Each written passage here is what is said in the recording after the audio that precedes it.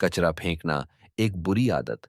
क्या आपने कभी सोचा है कि गंदगी फैलाने से हमें और हमारे समाज को कितनी परेशानी होती है? यह कहानी एक ऐसे लड़के की है जिसे यह आदत थी कि वह कूड़ा कहीं भी फेंक देता था। लेकिन एक दिन उसे अपनी गलती का एहसास हुआ। चलिए जानते हैं उसकी कहानी।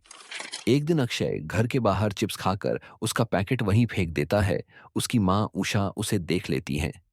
उषा गहरी सांस लेते हुए, अक्षय बेटा, कूड़ा सड़क पर क्यों फेंक रहे हो? कूड़ेदान वहीं पास में है।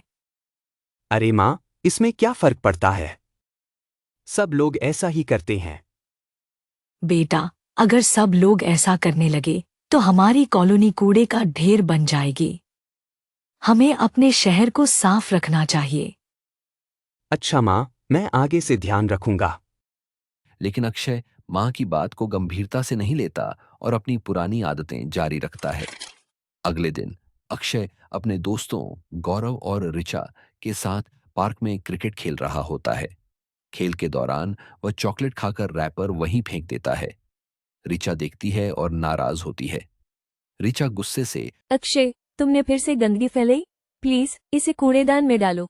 अरे ऋचा, तुम तो सफाई की टीचर बन गई हो।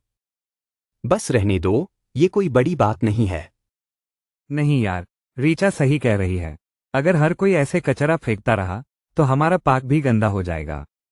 अक्षय उनकी बातों को अनसुना कर देता है और खेल में मस्त हो जाता है। लेकिन अब गंदगी बढ़ने लगी थी। पार्क में कूड़े की वजह से बदबू फैलने लगी थी और मच्छर भी आ गए थे। अगले दिन अक्षय अपने बिस्तर पर गहरी नींद में सो रहा होता है। अचानक अक्षय खुद को अपनी कॉलोनी की सड़कों पर खड़ा पाता है। चारों ओर घना अंधेरा है। कूड़े के बड़े बड़े ढेर लगे हैं और बदबू से हवा भारी हो चुकी है। मक्खियां भिन भिना रही हैं। चूहे और कीड़े हर जगह दौड़ रहे हैं। अक्षय घबराते हुए इधर उधर देखता है। यह यह क्या हो रहा है? मेरी कॉलोनी इतनी गंदी क्यों हो गई? तभी अचानक कूड़े के ढेर से कुछ हिलने डुलने की आवाज आती है। एक कूड़े के पहाड़ से दो लाल चमकती आंखें उसे घूर रही होती हैं। देखते ही देखते कूड़े से बना एक भयानक राक्षस बाहर निकल आता है। राक्षस का शरीर पूरी तरह से प्लास्टिक की बोतलों, चिप्स के पैकेट, सड़े हुए खाने और गंदे कागजों से बना होता है। वह एक डरावनी आवाज में गरजता है। कूड़ा राक्षस गंभीर और डरावनी आवाज में, अक्षय, तुमने मुझे बनाया है। तुमने हर जगह कूड़ा फेंका और अब मैं तुम्हें भी इस गंदगी का हिस्सा बना दूंगा। इतना कहते ही अचानक अक्षय के पैर जमीन में धंसने लगते हैं। वह देखता है कि कूड़े के ढेर उसके पैरों को पकड़ रहे हैं। वह जितना छुड़ाने की कोशिश करता है उतना ही वह इस कूड़े में डूबता जाता है। अक्षय डरते हुए चिल्लाता है, नहीं, मुझे छोड़ दो। यह सब मैंने नहीं किया। अक्षय, यह सब तुम्हारी ही वजह से हुआ है। तुमने कभी सफाई की परवाह नहीं की, तुमने कभी कूड़े को सही जगह नहीं डाला।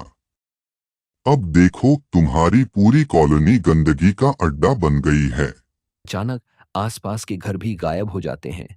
हर जगह से लोग परेशान होकर भाग रहे होते हैं। बच्चे बीमार होकर खांस रहे होते हैं। उनकी आंखों में डर और निराशा है। नहीं, मुझे माफ कर दो। मैं दोबारा कूड़ा नहीं फैलाऊंगा। प्लीज मुझे जाने दो। तभी एक झोर की बिजली कड़कती है और कूड़ा राक्षस अपनी बड़ी बड़ी भुजाएं फैलाकर अक्षय की तरफ झपटता है। अक्षय जोर से चीखता है और झटके से उठ बैठता है। वह हाँफ रहा होता है। उसके रात्रि कपड़े पसीने से भीग चुके होते हैं। वह जल्दी से अपने कमरे में इधर उधर देखता है। सब कुछ सामान्य है। कोई कूड़ा राक्षस नहीं है। ये सिर्फ सपना था, लेकिन ये कितना असली लग रहा था। अचानक उसकी नजर अपने टेबल पर रखे एक खाली चिप्स के पैकेट पर पड़ती है जो उसने रात में वहीं छोड़ दिया था। वह तुरंत उसे उठाकर कूड़ेदान में डाल देता है। फिर वह खिड़की से बाहर देखता है। उसकी कॉलोनी अभी भी साफ सुथरी है। लेकिन अगर उसने अपनी आदतें नहीं बदली तो उसका सपना सच भी हो सकता था। वह एक गहरी सांस लेता है और मन ही मन ठान लेता है कि अब से वह कूड़ा नहीं फैलाएगा। नहीं, अब से मैं सफाई का ध्यान रखूंगा और दूसरों को भी समझाऊंगा। सुबह होते ही अक्षय पार्क में जाता है और देखता है कि कूड़ा चारों ओर फैला हुआ है। लेकिन इस बार वह इसे नजरअंदाज नहीं करता। वह तुरंत कूड़ेदान लेकर आता है और सफाई शुरू कर देता है। ऋचा हैरान होकर अक्षय, तुम सफाई कर रहे हो? हाँ ऋचा, मैं समझ गया कि गंदगी फैलाना सही नहीं है। अब मैं कूड़ा नहीं फेंकूंगा और दूसरों को भी ऐसा करने से रोकूंगा। गौरव और राचा उसकी मदद करने लगते हैं। धीरे धीरे और भी लोग जुड़ जाते हैं और पूरा पार्क साफ हो जाता है। कॉलोनी में रहने वाले लोग खुश होते हैं। अक्षय की मां उषा गर्व से मुझे तुम पर गर्व है, बेटा। सफाई एक अच्छी आदत है। स्वच्छ भारत, स्वस्थ Bharat, clean India, green India. तो दोस्तों, हमने आज सीखा कि हमें कभी भी कचरा इधर उधर नहीं फेंकना चाहिए। सफाई रखना सिर्फ हमारी ही नहीं बल्कि सबकी जिम्मेदारी है। अगर हम अपने आसपास कचरा नहीं फैलाएंगे और दूसरों को भी ऐसा करने से रोकेंगे तो हमारा समाज स्वस्थ और सुंदर बना रहेगा। अगर आपको हमारी ये कहानी पसंद आई हो तो इस वीडियो को लाइक करना मत भूलिए। और अगर आपने अब तक सब्सक्राइब नहीं किया तो जल्दी कीजिए, नहीं तो हम आपसे सफाई करवाने आ जाएंगे। जल्दी से सब्सक्राइब करो और घंटी दबाओ ताकि हमारी हर नई मजेदार और सीख देने वाली कहानी सबसे पहले आप देख सको।